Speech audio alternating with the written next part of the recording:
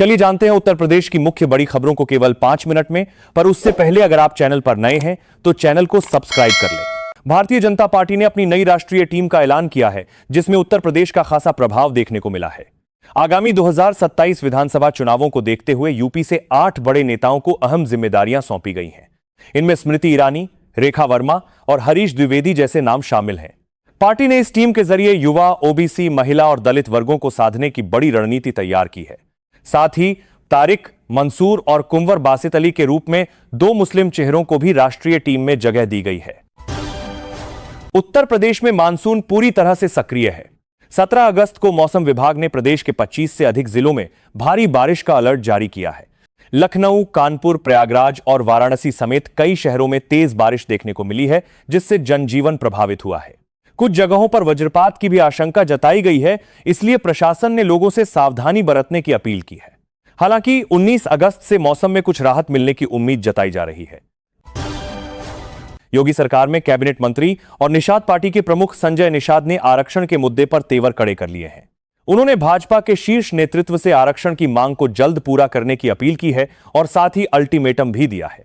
संजय निषाद ने चेतावनी भरे लहजे में कहा है कि आरक्षण की मांग पूरी करने में कहीं देर न हो जाए। उन्होंने परिवहन मंत्री दयाशंकर सिंह से भी इस मुद्दे पर तुरंत वार्ता करने का आग्रह किया है। इस बयान के बाद राज्य के सियासी गलियारों में हलचल तेज हो गई है। लखनऊ के कैब ड्राइवर अंकित को कंपनी से निकाले जाने के मामले में बसपा सुप्रीमो मायावती के भतीजे और पार्टी के नेशनल कोऑर्डिनेटर आकाश आनंद भड़क गए हैं। उन्होंने इस मामले को लेकर सीधे आरएसएस प्रमुख मोहन भागवत से दलितों के अधिकारों और सम्मान पर सवाल पूछा है। इस घटना के बाद एक बार फिर दलित अधिकारों और रोजगार सुरक्षा को लेकर राजनीतिक बयानबाजी शुरू हो गई है। विपक्ष इस मुद्दे को लेकर सरकार और व्यवस्था को घेरने की कोशिश कर रहा है। समाजवादी पार्टी के अध्यक्ष अखिलेश यादव ने बीजेपी के कोर वोट बैंक में सेंध लगाने की रणनीति तेज कर दी है। वीरांगना अवंतीबाई लोधी की 196वीं जयंती पर उन्होंने लोधी समाज को साधते हुए 2 बड़े ऐलान किए। अखिलेश ने कहा कि सपा सरकार बनने पर लखनऊ के गोमती रिवर फ्रंट पर अवंतीबाई की सोने की तलवार वाली भव्य प्रतिमा लगाई जाएगी।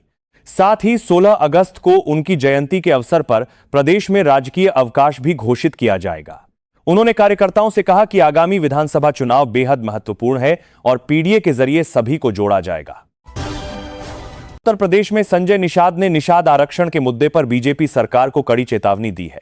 उन्होंने राज्य के परिवहन मंत्री दयाशंकर सिंह के सामने अपनी मांग रखते हुए कहा कि शीर्ष नेतृत्व से बात कर इसे जल्द लागू कराया जाए।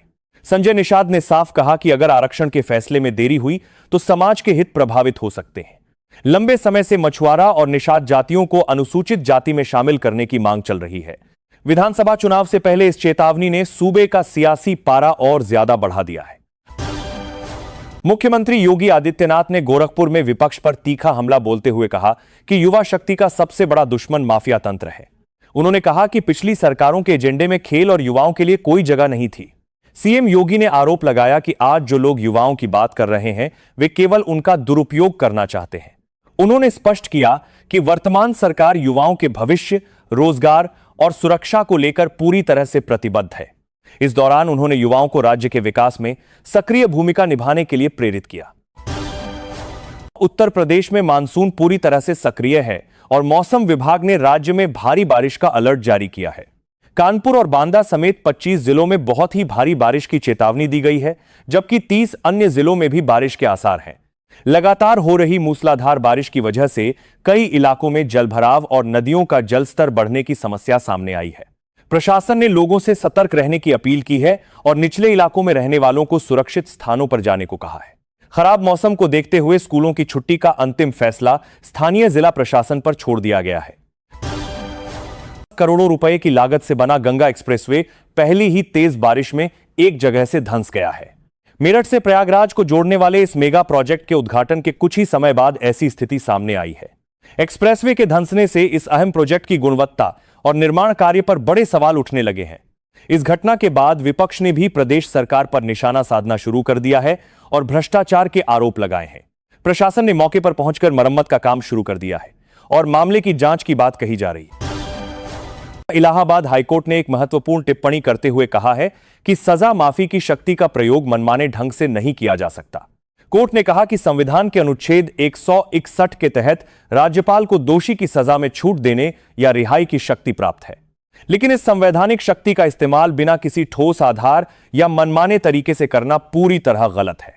यह आदेश कानूनी प्रक्रिया और संवैधानिक अधिकारों के उचित और पारदर्शी उपयोग को लेकर एक सख्त संदेश देता है।